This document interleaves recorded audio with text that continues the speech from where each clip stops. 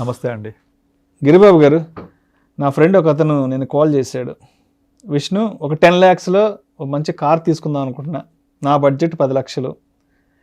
నా దగ్గర ఒక 5 లక్షల రూపాయలు క్యాషు, నేను చిన్న చిన్న సేవింగ్స్ చేసుకొని చిట్టీలు వేసుకొని ఒక 5 లక్షల రూపాయలు సమకూర్చుకున్నాను.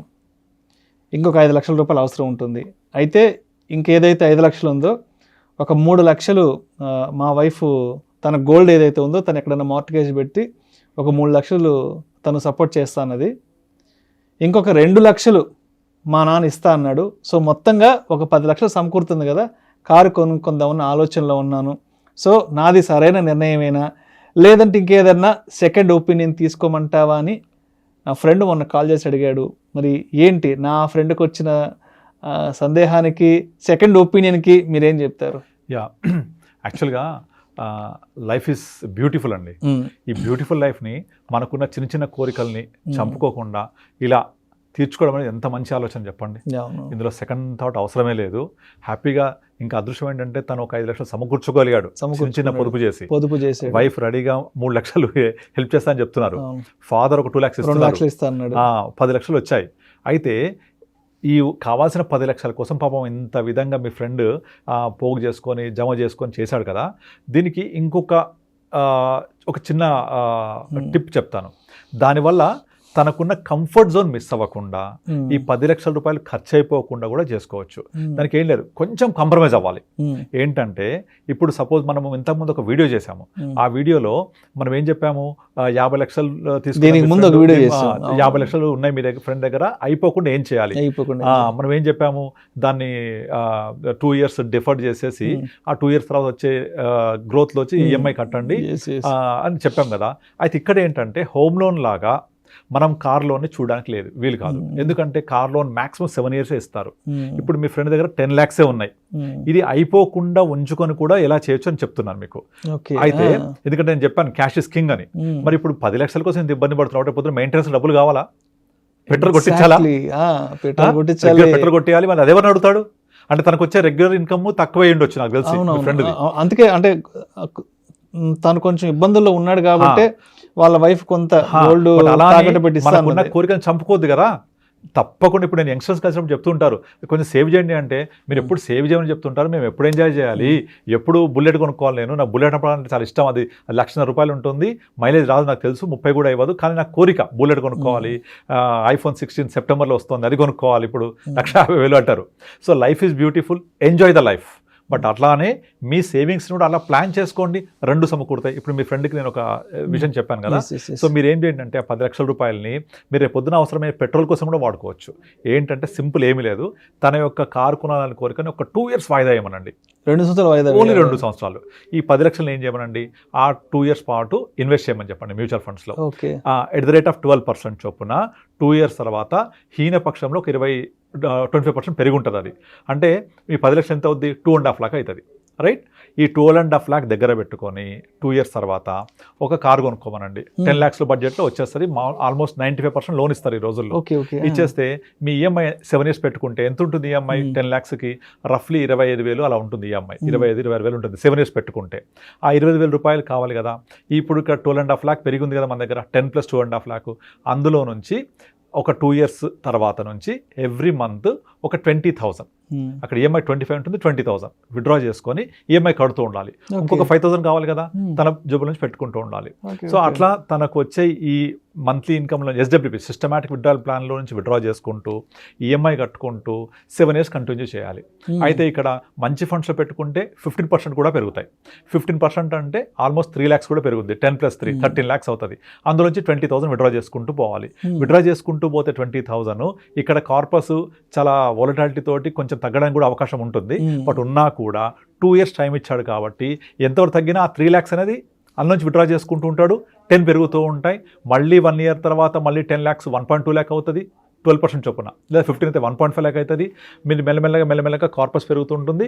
అందులోంచి విత్డ్రా చేసుకుంటూ ఈఎంఐ కట్టుకుంటూ వెళ్ళిపోతే ఆఫ్టర్ 7 years మీ 10 lakhs దాదాపుగా ఇంచుమించుగా 9-10 lakhs, అంటే కొంచెం తగ్గిన కార్పస్ మళ్ళీ 9-10 lakhs ఉంటాయి. 7 years అయిపోయిందా, కార్ సొంతం అయిపోయింది కదా, పెట్రోల్ కోసం కావాలంటే కూడా ఇందులోంచి ఎవ్రీ మంత్ సిస్టమేటిక్ విత్డ్రాయల్ లాగా ఒక 5,000 10,000 కార్ మెయింటెనెన్స్ కోసం విత్డ్రా చేసుకుంటూ వెళ్ళొచ్చు. దీనికి చేయాల్సింది ఏంటంటే ఇన్వెస్ట్ చేయగానే ఇమీడియట్లీ SWPకి వెళ్లకుండా, అంటే సిస్టమేటిక్ విత్డ్రాల్ పైన వెళ్లకుండా 2 years, ఇంకా కంఫర్ట్ జోన్ కావాలంటే 3 years పాటు డెఫర్ చేసుకొని 3 years తర్వాత మనకు సమకూరిన ఈ మొత్తంలో నుంచి విత్డ్రా చేసుకుంటూ వెళ్తూ ఉంటే కారు సొంతమైపోతుంది. కారు కావాల్సిన EMI ఇక్కడ నుంచి కట్టేసుకోవచ్చు. At the same time maintenance కూడా తీసుకోవచ్చు కావాలంటే ఇక్కడ నుంచి. ఎందుకు 3 years తర్వాత మీ కార్పస్ 10 lakhs ఇది అట్లీస్ట్ హీనపక్షంలో ఒక 4 lakhs పెరుగుతుంది కదా, 4.5 lakh అందులోంచి విత్డ్రా చేస్తూ ఉండాలి. మళ్ళీ ఎవ్రీ మంత్ కూడా పెరుగుతూ ఉంటుంది. ఇది ప్రాక్టికల్గా చాలా పాసిబుల్ కూడా.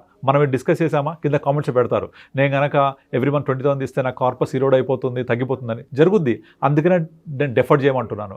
అంటే ఒక 2 years నుంచి 3 years టైం ఇస్తే మీ 10 lakhs పెరిగి ఉంటుంది కదా, ఒక 3 lakhs 4 lakhs పెరుగుద్ది కదా, ఆ పెరిగిన దాంట్లో నుంచి విత్డ్రా చేసుకుంటూ వెళ్ళాలి. మీ 10 lakhs అలాగే ఉంటాయి. ఇక్కడ నేను కాన్సన్ట్రేట్ చేస్తున్నంత 10 lakhs గురించే. వచ్చిన గ్రోత్ని let it use for withdraw చేసుకుంటూ EMI కడుతూ వెళ్ళిపోవచ్చు. సింపుల్. మళ్ళీ కొంచెం ఒక 4-5,000 ఎక్స్ట్రా కూడా పెట్టేసుకొని మనం మెయింటెనెన్స్ కూడా చేసుకోవచ్చు. మళ్ళీ 7 years తర్వాత మీ 10 lakhs మీ దగ్గరే ఉంటాయి. మీకు కావాల్సిన పరంగా 10 lakhs వాడుకోవచ్చు.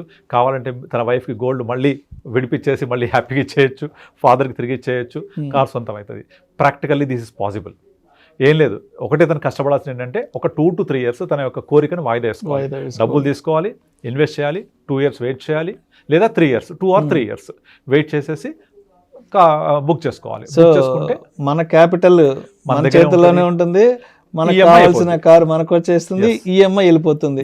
ఎగ్జాక్ట్లీ సేమ్ మనము హోమ్ లోన్ కూడా అప్లై చేయొచ్చు.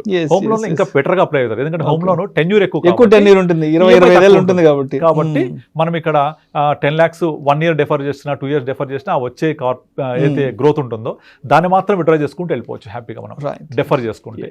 అందుకనే మీకు ఇన్వెస్ట్మెంట్ చేసి మన యొక్క కోరికలు తీర్చుకోవడం అనేది చాలా అవసరం. ఇప్పుడు అంతేగాని మీ ఫ్రెండ్కి అరే నీ కార్ ఎందుకురా ఇప్పుడని మీరు డిస్కస్ చేయకండి.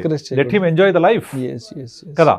సో కానీ ఇక్కడ మళ్ళీ నేను ఇంతకుముందు చెప్పినట్టు క్రక్స్ ఏంటంటే మంచి ఫండ్ సెలెక్ట్ చేసుకోవడం, ప్రాపర్గా ప్లాన్ చేసుకోవడం, ఎలా డిఫర్ చేయాలి, తర్వాత విత్డ్రా చేసేటప్పుడు మళ్ళీ విత్డ్రాల్ కార్పస్ ఉంటుంది కదా, అది డిస్టర్బ్ అవ్వకుండా ఎట్లా బ్యాఫ్లో కన్వర్ట్ చేసుకోవాలి, ఇవన్నీ ప్రాపర్గా చేయాలి.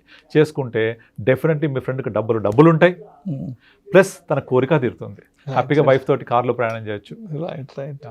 సో మొత్తానికి ఇప్పుడు తన దగ్గరున్న 10 lakhs తీసుకెళ్ళి ఒక 2.5 years ఒక 3 years ఇన్వెస్ట్ చేసేసి దాని తర్వాత తను లోన్కి వెళ్ళగలిగితే దాని మీద వచ్చే రిటర్న్స్ EMI కట్టుకుంటూ హ్యాపీగా ప్రతి బ్యాంక్ లోన్ ఇస్తుంది, లోన్ ఇస్తుంది.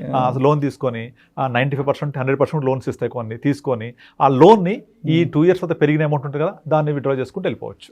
That's the best option. Super. Right. Thank you so much Giribabu garu. Thank you అండి. చాలా మంచి సలహా ఇచ్చారు. ఎందుకంటే ఆ 10 lakhs సమకూర్చడానికి ఎంతో కష్టపడి ఉంటాడు. అంటే తను చెప్పాడు చిన్న చిన్న చిట్టీలు వేసుకొని నెలకు ఒక అమౌంట్ ఎంతో పెట్టుకొని చిట్టీలు వేసుకొని తెచ్చుకున్నాడు. మళ్ళీ వాళ్ళ వైఫ్ కూడా బంగారం తాకట్టు పెట్టి తను ఒక 3 lakhs వరకు సపోర్ట్ చేస్తున్నది. పాపం వాళ్ళ నాన్నగారు 2 lakhs ఇస్తాను, ఎందుకంటే ఆయన కూడా ఒక 60-65 ఏజ్లో ఉన్నాడు ఇప్పుడు, ఆయన కూడా 2 lakhs ఇస్తాను. సో ఈ అమౌంట్ని ఒక్కటేసారి తీసుకెళ్ళి కార్ కొనేసేసి ఎగ్జాక్ట్లీ వాళ్ళకు ఇది బెస్ట్ ఆప్షన్ అండి. అంతేగాని నువ్వు కార్ ఎందుకు డిస్కస్ చేయకండి, అంటే కొనుక్కోమనండి, లైఫ్ ఎంజాయ్ చేయమనండి. అంటే ఇంకోటి ఏమవుతుందంటే ఇప్పుడు ఇంతమంది అంటే 3 కలిసి 10 లక్షల రూపాయలు సమకూర్చారు. అంటే ఇప్పుడు 10 లక్షల రూపాయలు పెట్టి కారు కొంటే 10 ఏళ్ల తర్వాత మొత్తం డిప్రిషియేట్ అయిపోతుంది. అవును ఎగ్జాక్ట్లీ. బట్ మీరు చెప్పిన ఆలోచన ఏదైతే ఉందో మన క్యాపిటల్ ఈ 3 సమకూర్చిన క్యాపిటల్ ఉంటుంది, దాని మీద రిటర్న్స్ వస్తాయి.